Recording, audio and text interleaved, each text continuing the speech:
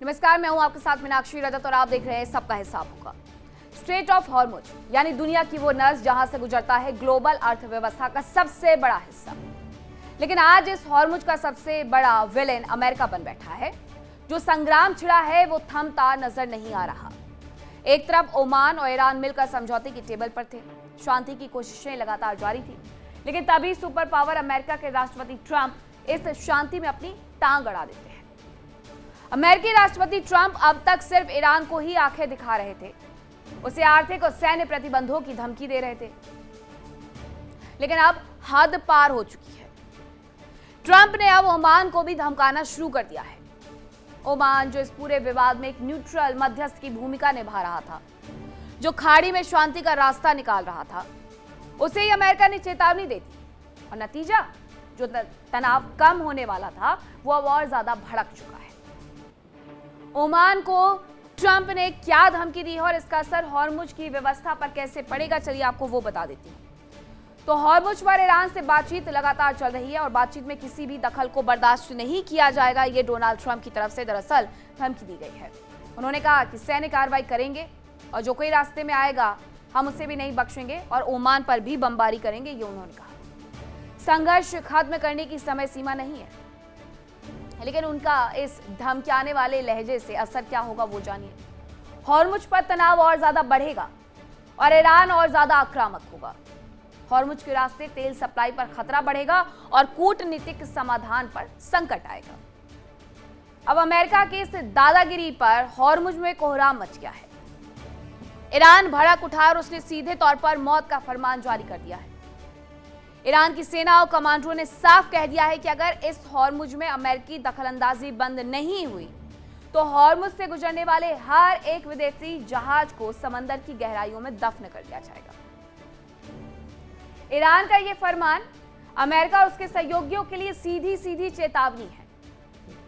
लेकिन इन सब के बीच में ओमान को जो धमकी दी गई ईरान की तरफ, अमेरिका की तरफ से, उससे ईरान और ओमान के बीच में क्या असर आएगा उसकी डील पर, और कौन सी वो डील है जो हुई थी उसके बारे में मैं आपको बताती हूँ। ईरान ओमान में हॉर्मुज को लेकर के डील लगभग दरअसल डन मानी जा रही है और हॉर्मुज से गुजरने वाले जहाजों को लेकर के सहमति भी बन गई है। लेकिन हॉर्मुज में ईरान के करीब वाले रास्ते से जहाज प्रवेश करेंगे और ओमान के नजदीक वाले रास्ते से जहाज बाहर निकल जाएंगे। अंतरिम व्यवस्था के दौरान जहाजों से कोई भी टोल वसूला नहीं जाएगा, यानी कि ये सिर्फ दो देशों की जंग नहीं है। अगर स्ट्रेट ऑफ हॉर्मुज पूरी तरीके से बंद हुआ तो पूरी दुनिया में तेल का अकाल पड़ जाएगा। ओमान और ईरान की शांति कोशिशों पर पानी फेर कर अमेरिका ने जो आग लगाई उसकी लपटियां वाशिंगटन तक पहुंचने वाली है। सवाल यही है कि क्या सुपर पावर की ये सनक दुनिया को एक और भीषण युद्ध की तरफ धकेल देगी। अब आज इसी मुद्दे पर होगी चर्चा, लेकिन उसके पहले एक रिपोर्ट।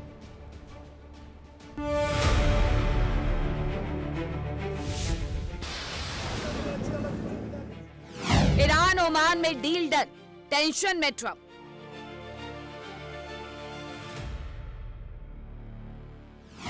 हॉर्मुज का विलेन अमेरिका, आईआरजीसी नहीं छोड़ेगा।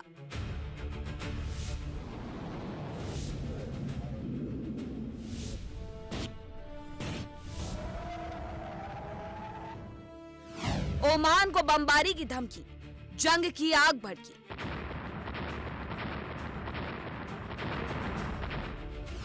हॉर्मुज पर ईरान का कंट्रोल, अमेरिकी ब्लॉकेड फेल। हॉर्मुज पर कोहराम, ईरान ने दिया मौत का फरमान।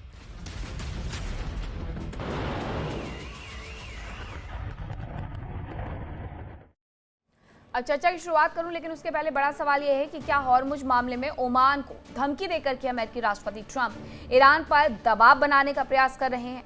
अब इसी पर करेंगे चर्चा की शुरुआत। कौन कौन से मेहमान मेरे साथ जुड़े हैं आपको परिचय करवाती हूँ। मेरे साथ जुड़ रहे हैं रक्षा विशेषज्ञ ग्रुप कैप्टन यूके देवराज जी।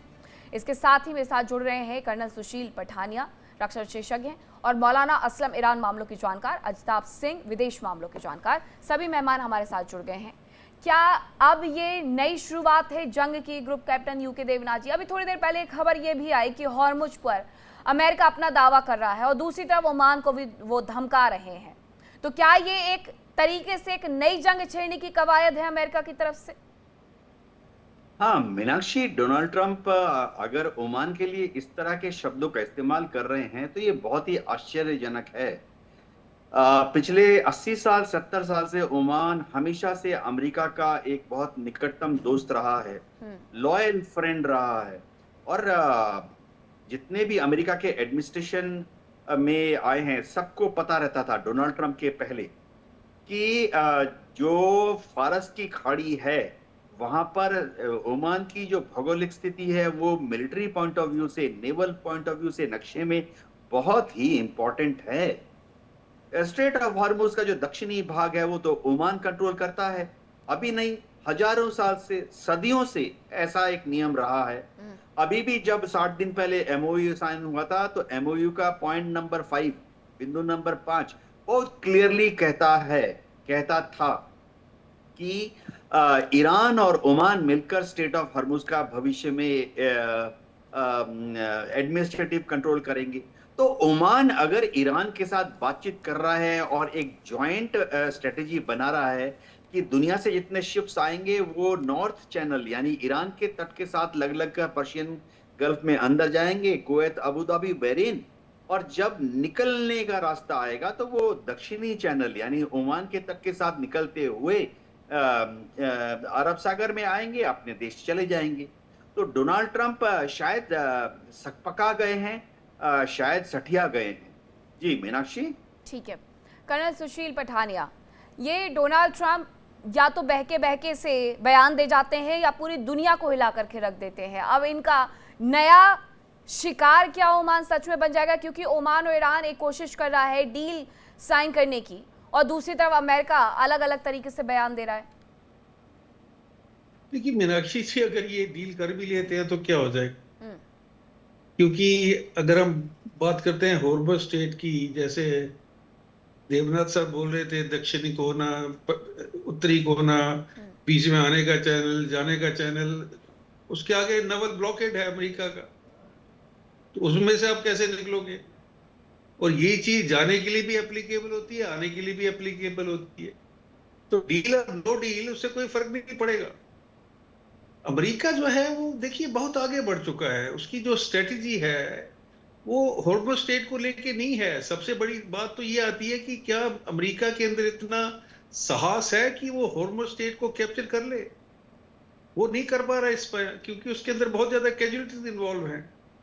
वो इस समय क्या उसके अंदर ये काबिलियत है कि वो खार्ग आइलैंड को जो है डिस्ट्रॉय कर सकता है? मिलिट्री कैपेबिलिटी है, लेकिन दूसरे कंस्ट्रेंट्स हैं।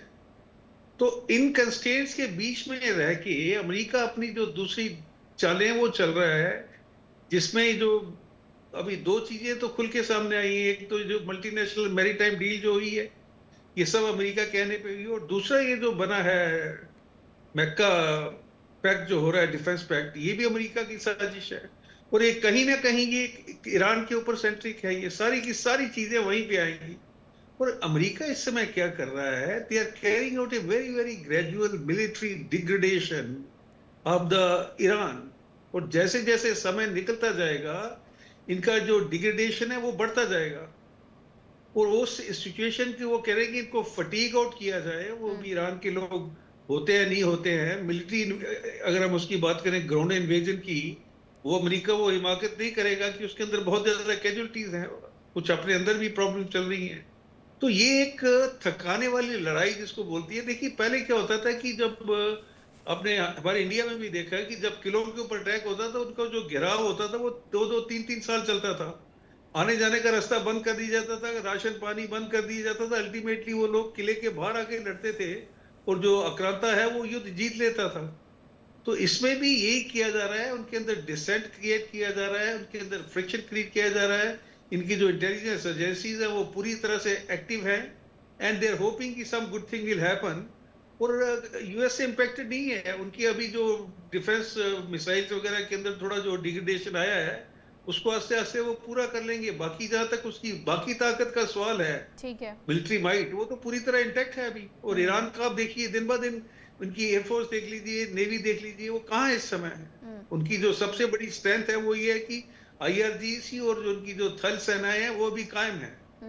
तो अमेरिका भी इसको कैसे डील करता है ये आने वाले समय बताएगा। लेकिन I am very sure about one thing, America will not go back unless they denuclearize Iran. नहीं, वो बाकी तो जो चीजें ईरान हैं में अब वो हॉर्मुज स्ट्रेट पर खुद का दावा कर रहे हैं, उसे अपनी टेरिटरी घोषित कर रहे हैं, तो बिल्कुल वो तैयार नहीं है वापसी करने के लिए मौलाना असलम। लेकिन अगर ओमान के साथ भी युद्ध की शुरुआत कर दी जाती है अमेरिका की तरफ से, तो ईरान का क्या रुख रहेगा? मैडम, आपकी आवाज क्लियर नहीं आ रही है, जरा सा रिपीट करेंगे मैं प्लीज। फिर से अपना सवाल दोहरा देती हूँ कि अगर ओमान हमला कर देता है तो ईरान का क्या रुख होगा? जी नमस्कार मीनाक्षी जी, बहुत बहुत शुक्रिया। जय हिंद। अ, आपने मुझे दावत दी। थोड़ा आवाज का कुछ प्रॉब्लम है, मुझे ऐसा लग रहा है, क्योंकि मैं ठीक है, मैं आपके पास दोबारा आती हूँ, तब तक काफी आपकी आवाज़ दूर ठीक आया करवाते हुआ हैं। हूँ ठीक है, शहर आपकी से। आवाज़ ठीक करवाते हैं पहले मौलाना, उसके बाद मैं आपके पास आती हूँ। अजताब जी, ये किस तरीके के बदलते हुए समीकरण हैं? तब ये माना जा रहा था कि जो समीकरण बदले हैं वो इसलिए भी बदले हैं क्योंकि ज़्यादातर देशों में मिडिल ईस्ट के अमेरिका के एयर बेसेस हैं, इसलिए वो ईरान के साथ खड़े नहीं होना चाहते हैं। ओमान ने अगर एक प्रयास किया तो अमेरिका को इससे दिक्कत शुरू हो गई है। ओमान के साथ भी अमेरिका के रिश्ते खराब होते चले जाएंगे ऐसे ही ईरान के साथ जैसे हुए। देखिए, जैसा देवनाथ जी ने कहा कि ओमान के साथ बहुत पुराने अमेरिका के ताल्लुकात हैं और भरोसे वाले ताल्लुकात हैं, लेकिन ये दुर्भाग्य से दूसरी बार ऐसे ट्रंप के स्टेटमेंट देखने को मिले हैं और मुझे लगता है इसमें उनका जो एक खोखला दावा कह लीजिए और दिखावा दोनों है और उनकी जो पलटने की चाल है, कल को कोई आश्चर्य नहीं होगा। अभी उन्होंने वेलकम किया है मक्का त्रिगुट को, मल्टीनेशनल अलायंस जो सऊदी ने बनाई है 39 देशों के साथ वो क्लेम कर रहा है, कल को उस पर भी पलट जाए। तो एक तरफ तो कहा जा रहा है कि बिना अमेरिका के सह के उसके सपोर्ट के ये ओमान पिछले, ऐसा नहीं है कि कल से बात हो रहा है, ये पिछले 2 सप्ताह से बात चल रही है और उनको एक दिन गोल्फ को खेल के वो पता नहीं संडे को उठते हैं और इस तरह के स्टेटमेंट दे देते हैं। ये सीधे सीधे मीनाक्षी जी उनकी हताशा, निराशा और कोई उपाय नहीं देने की जो उनकी एक मजबूरी कह लीजिए, उसी का परिणाम इस तरह के स्टेटमेंट है। और इस तरह के अब तो दुनिया उससे आदी हो चुकी है, इजराइल जैसे उसके अपने सहयोगी इससे अभ्यस्त हो चुके हैं। तो ओमान के पे इस तरह के स्टेटमेंट देना मुझे अब कोई आश्चर्य नहीं होता। देखिए, एक तरफ ओमान की कितनी कमिटमेंट अगर कही जाए, कतर में अभी उसके सुल्तान थे, उसके बाद कल ही वो यूएई गए हैं, तो लगातार ओमान की तरफ से एक सार्थक प्रयास मैं कहूंगा और भरोसेमंद वो दोनों तरफ से है। फिर भी उसको राष्ट्रपति ट्रंप इस तरह के स्टेटमेंट ना तो कोई सॉल्यूशन दे पा रहे हैं, अगर कोई सॉल्यूशन की कोशिश कवायद कर रहा है उसमें भी इंटरफेयर कर रहे हैं। तो ये मुझे लगता है वो चाहते ही नहीं कि कोई सॉल्यूशन हो, वो सिर्फ अमेरिका और अमेरिका की अपनी कमाई, अमेरिका के कंपनीज की कमाई होती रहे, वहां तेल और गैस से बेचते रहे, जो बेच भी रहे हैं, वो स्टॉक मार्केट को मैनिपुलेट, ये उनकी साजिश है। मुझे नहीं लगता कि वो सॉल्यूशन देना भी चाहते हैं। ठीक है मौलाना असलम, अब आपको मेरी आवाज़ मिल रही है? ये आप आवाज आ रही क्लियर ठीक है, अगर ओमान को निशाना अमेरिका की तरफ से बनाया जाता है तो ईरान फिर इसमें किस तरीके से योगदान देने वाला है? ओमान के साथ खड़ा रहेगा ईरान? देखिए, ये तो 100% सही बात है कि ये जो ओमान ने अमेरिका से पंगा लिया है, उसकी एक वजह ईरान से उसकी बहुत अच्छी दोस्ती है।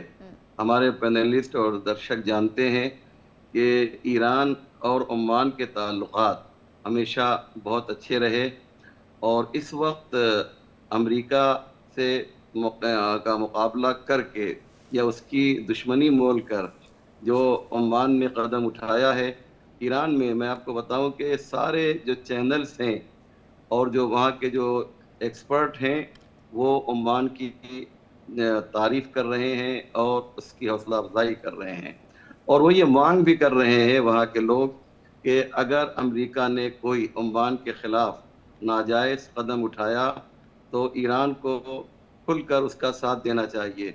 मैं बहुत ही एतमाद और यकीन के साथ ये कहना चाहूँगा कि अमेरिका में इतनी हिम्मत नहीं है कि वो ओमान पर अटैक करे, क्योंकि अगर उसने ऐसा किया तो इसका जो नतीजा है वो अमेरिका को भुगतना पड़ेगा। अभी तो उसका मुकाबला एक ईरान से है, एक और फ्रंट खुलेगा तो अमेरिका के लिए मुश्किल हो जाएगी।